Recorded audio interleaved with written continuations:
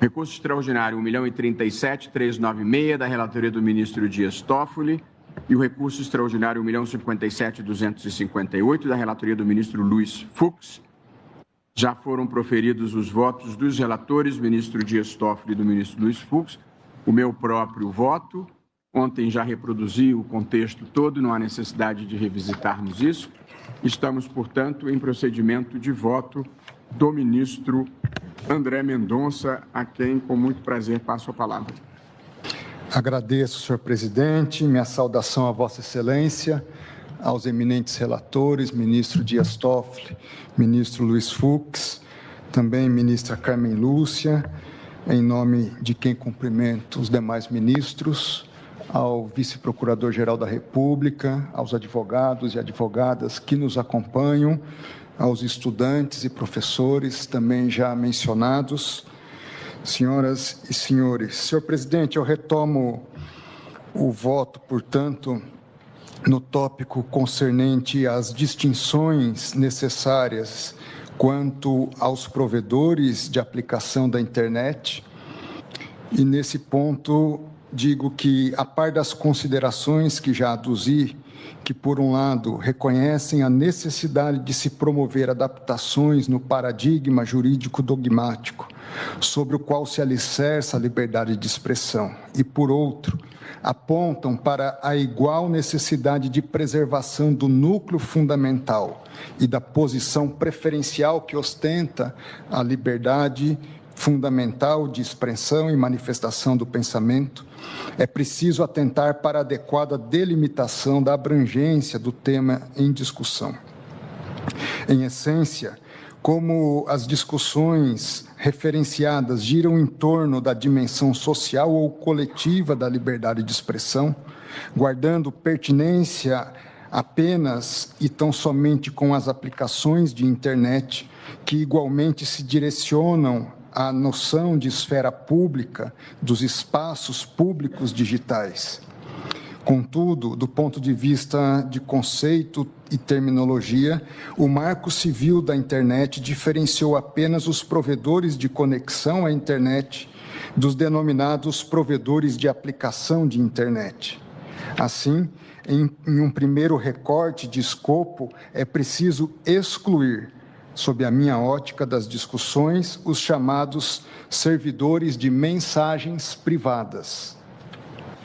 Quanto ao ponto, parece-me indene de dúvidas que uma comunicação realizada entre pessoas no ambiente privado, inclusive marido e mulher, pai e filho, amigos, parentes, através de um aplicativo de mensagens, que essas mensagens ostentam a natureza manifestamente privada.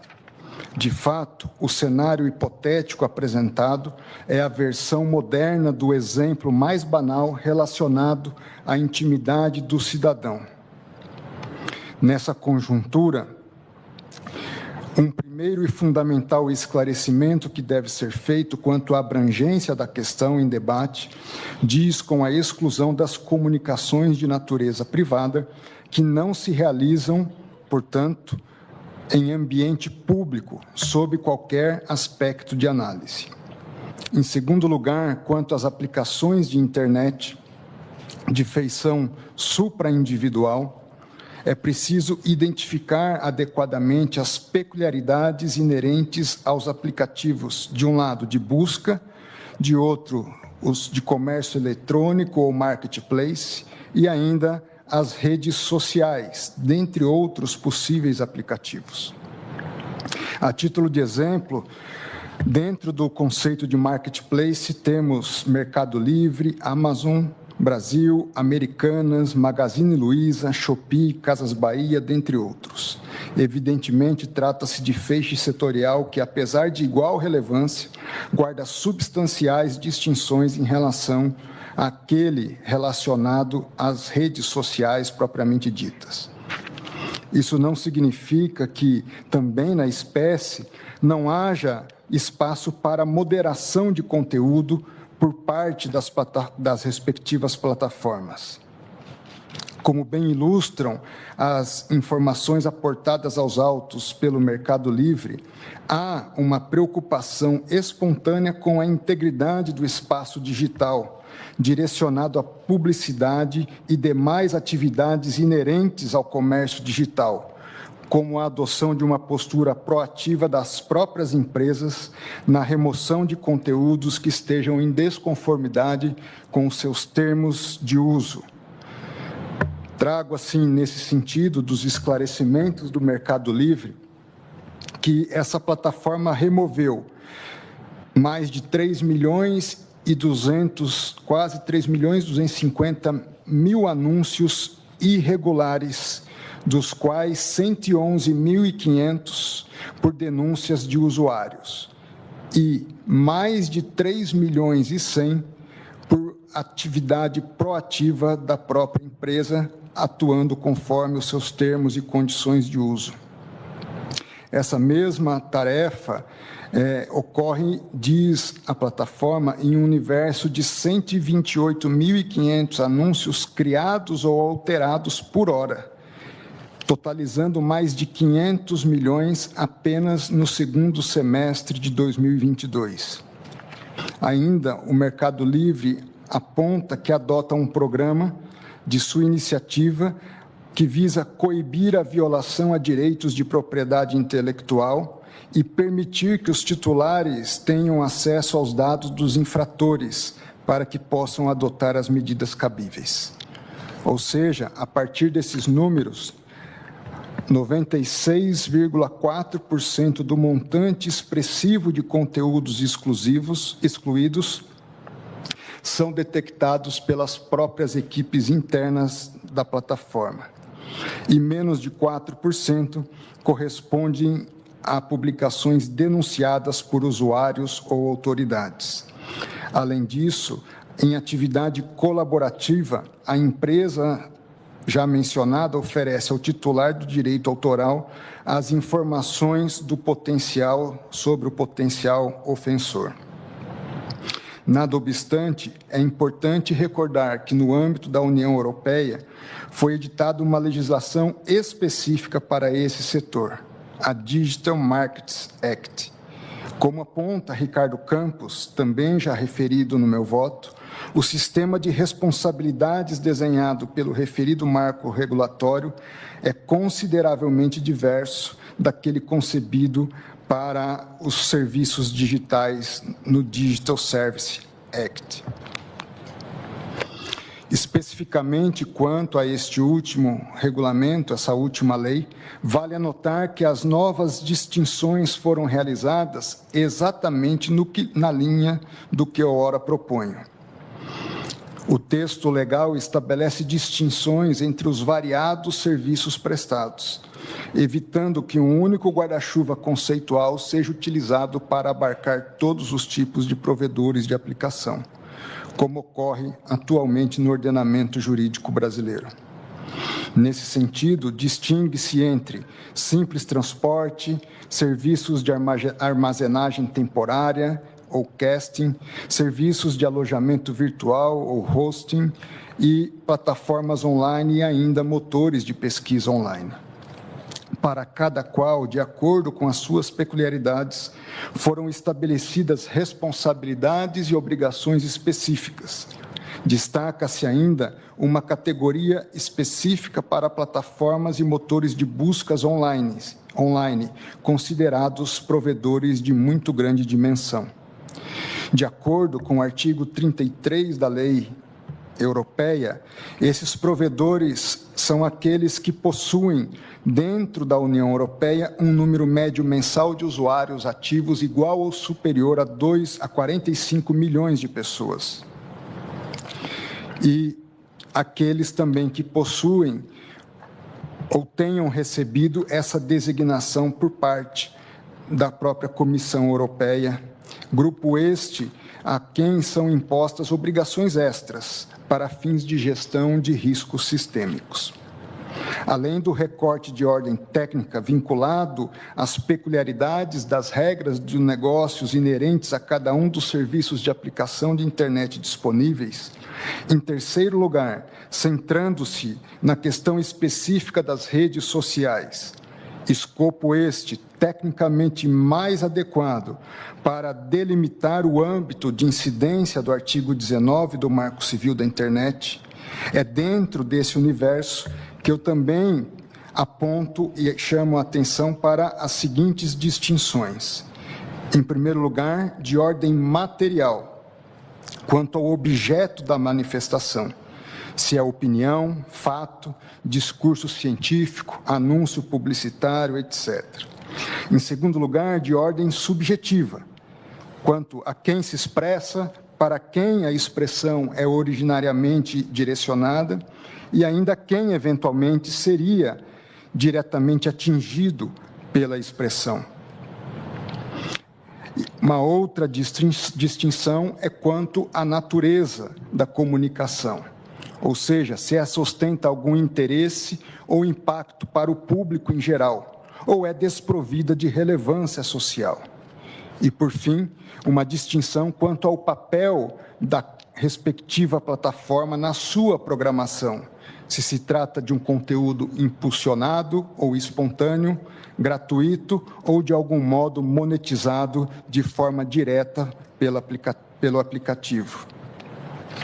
No que concerne à distinção de ordem substantiva ou material, em que pese os debates anteriormente mencionados acerca do que vem a ser fato, é inegável que o seu grau de subjetividade é significativamente menor do que aquele envolto a uma opinião.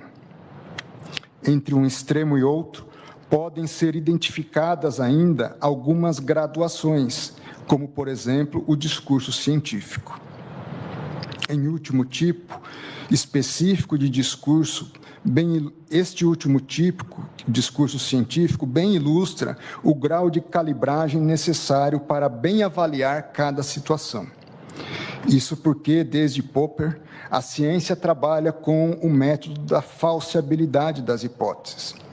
Para evoluir, o cientista terá de necessariamente afirmar que aquilo que se entende como verdadeiro hoje é falso. E, ao fazê-lo, obviamente, ele não poderá ser censurado. Acerca, agora, das distinções de ordem subjetiva, como já indicado, é preciso avaliar a posição ocupada na esfera pública por quem se manifesta, para quem a manifestação é dirigida e quanto a quem é eventualmente atingido por determinada manifestação. Essa tentativa de sistematizar tal campo específico da condição que ostenta o emissor da manifestação perante a esfera pública, Samuel Fonteles traça uma escala que possui 9 degraus. Em ordem: primeiro, militares; segundo, juízes; terceiro, membros do Ministério Público; depois, servidores públicos; quinto, cidadãos; depois, professores, jornalistas, artistas e sacerdotes; e, por fim, congressistas. Como se pode inferir, as posições estão organizadas daqueles que possuem menor proteção constitucional nas suas falas até aqueles que gozam de verdadeira imunidade constitucional. Quanto à natureza da comunicação, há evidentemente maior proteção em relação aos discursos que envolvam questões de interesse público, ou a atuação das instituições públicas, dos seus membros ou de pessoas públicas em geral, principalmente em temas sensíveis, complexos, controversos e que fazem parte das discussões públicas da sociedade. Por outro lado, as manifestações desprovidas de relevância social e que se direcionam a um sujeito específico, estas somente lhe dizem respeito e podem ser interpretadas com menor benevolência. Por fim, no que concerne ao papel da plataforma, me parece indene de dúvidas que não se pode conferir a mesma responsabilização aos que, primeiro, a plataforma tenha impulsionado via algoritmo determinado conteúdo do usuário. Segundo, daquelas situações nas quais o usuário busca ativamente o acesso à informação específica. Dentro da primeira hipótese de impulsionamento, entendo pertinente diferenciar ainda os conteúdos impulsionados motu próprio pela plataforma daqueles impulsionados em razão de patrocinador ou anúncios pagos. No primeiro caso, me parece que a condição da plataforma mais se aproxima daquela ocupada pelo editor ou distribuidor em relação às mídias sociais tradicionais.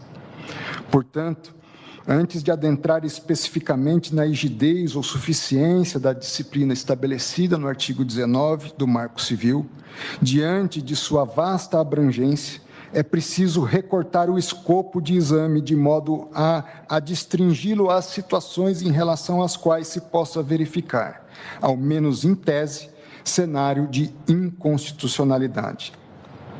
Ministro André, só uma dúvida, me perdoe. Vossa Excelência fez uma leitura de pessoas públicas, porque eu estou acompanhando o raciocínio, começa com militares e termina com congressistas. Há artistas nessa lista que eu não prestei atenção? Artistas e sacerdotes também. Então, são pessoas que teriam, nessa ponderação, maior liberdade. Os juízes, militares, pela legislação específica, menos liberdade, vamos dizer assim, de expressão, por conta de regramentos próprios. Os artistas e sacerdotes estão lá... Estão lá em cima, só abaixo dos congressistas. Ok, obrigado. Por conta da imunidade própria que os congressistas têm. Dentro desse contexto, de largada, eu excluo dessas restrições, como já disse, os serviços de mensagens privadas. Em relação às demais aplicações, é preciso promover uma análise atenta à pleiade de peculiaridades acima elencadas, que vão desde o tipo de serviço prestado, a exemplo do que se verifica na legislação europeia, até a dimensão e alcance das plataformas. Especificamente no âmbito das redes sociais, espaços, estes sim, vocacionados à promoção do debate público e ao mercado de ideias, é preciso considerar em cada caso concreto se está diante, em primeiro lugar, de personalidade pública ou privada, de mensagem, em segundo lugar, de interesse público ou desprovida de relevância social, e ainda do teor científico, jornalístico ou publicitário, dentre outros. E, por fim, se foi impulsionado e por quem, ou se foi espontâneo. Com essa delimitação, passo agora à avaliação no tópico concernente à eficácia horizontal dos direitos humanos e o papel das empresas na sua proteção e no compliance. Para além do recorte do escopo que eu já indiquei, antes de enfocar de modo mais específico as redes sociais, não se pode deixar de apontar que o nó da questão em discussão tem como pontos subjacentes dois temas de repercussão geral em análise que perpassa pelo estabelecimento de limites e possibilidades em se reconhecer às empresas o papel de guardião dos direitos fundamentais. Portanto, a nítida interface com o que se convencionou denominar de eficácia horizontal dos direitos humanos.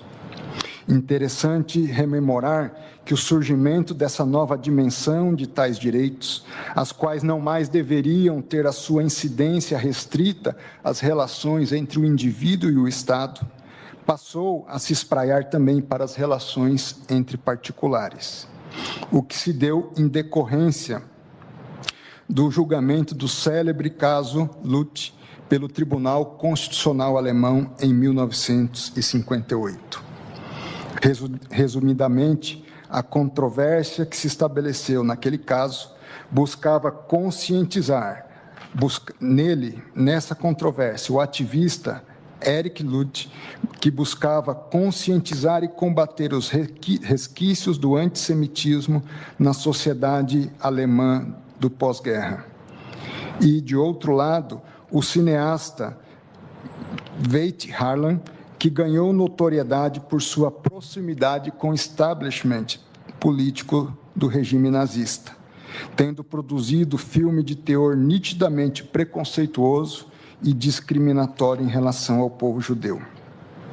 A partir daquela discussão, após a absolvição que o Tribunal de Guerra havia decretado em relação ao cineasta Harlan, este foi contratado para dirigir um novo filme, e Lüth passou a defender que a população boicotasse o espetáculo, em espécie de censura ao seu diretor.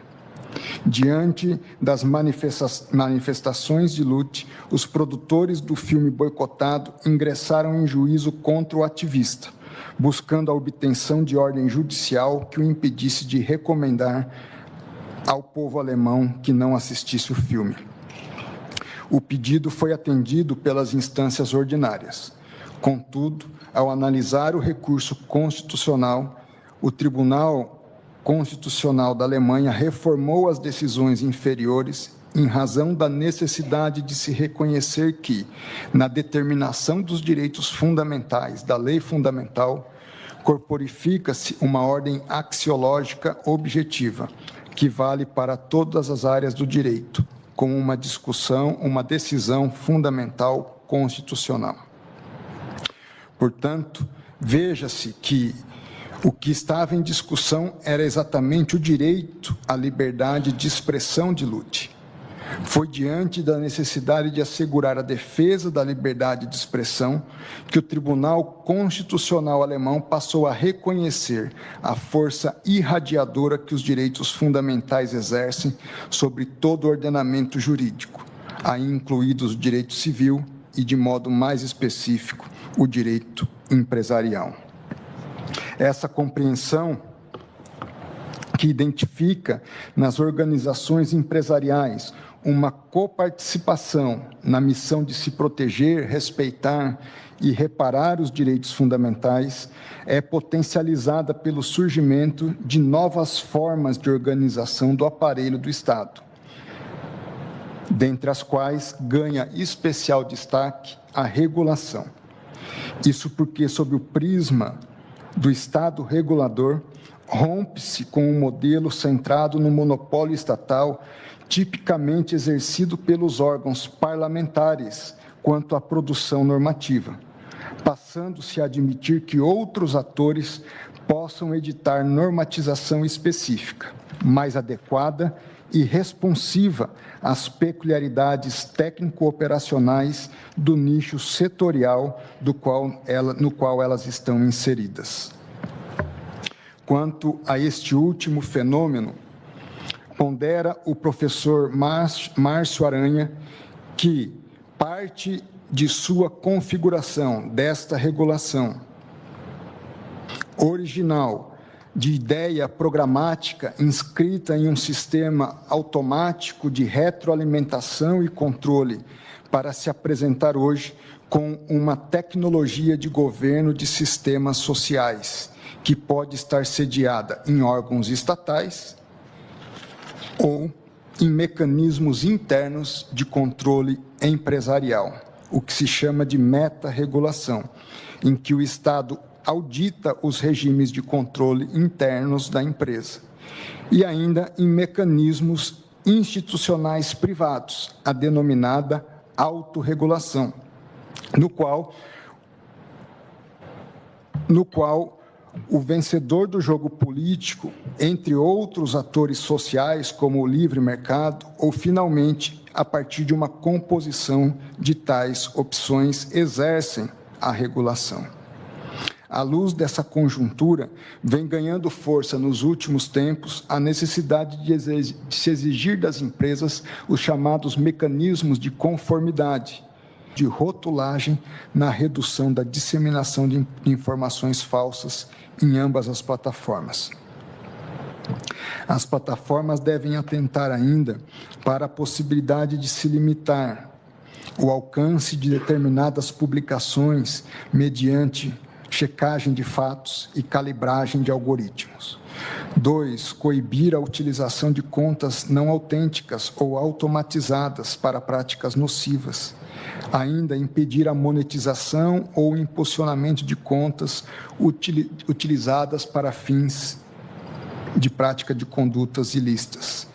Também promover varreduras para eliminação de contas não autênticas ou bots empregados para práticas ilícitas, bem como adotar medidas técnicas para detecção e combate às fraudes e estabelecer protocolos para verificação de autenticidade das contas e do conteúdo nos casos em que receba denúncia.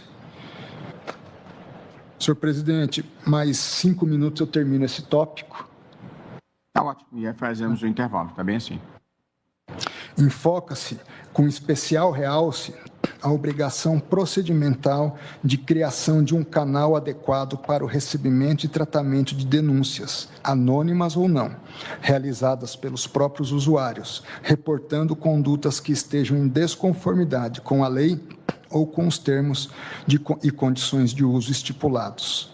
A doutrina do compliance identifica na rigidez desse mecanismo de comunicação de desconformidades, o whistleblowing, um dos pontos centrais do êxito da política de integridade da empresa.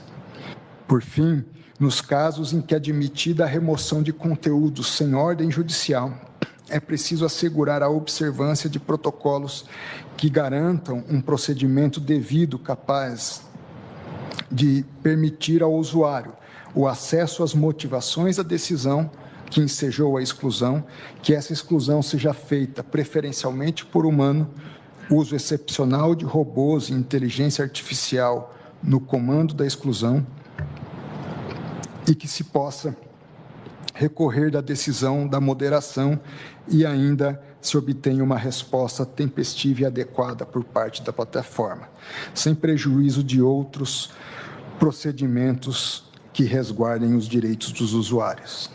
Nessa perspectiva, de um lado, entre responsabilizar as plataformas por ato de terceiro e, de outro, se estabelecer um regime de imunização ampla, geral e restrita aos provedores de aplicações de internet, penso que a melhor alternativa é mirar na fixação de padrões comportamentais voltados à atuação da própria plataforma, ou ao invés dos usuários, responsabilizando-a pelo descumprimento de um dever de boa governança empresarial, que lhe tenha sido diretamente imputado. Como acima demonstrado, ao seguir esse caminho, o leque de opções que se abre é vasto, capaz de abranger temas como mecanismos para maior transparência na moderação do conteúdo, procedimentos adequados para a sua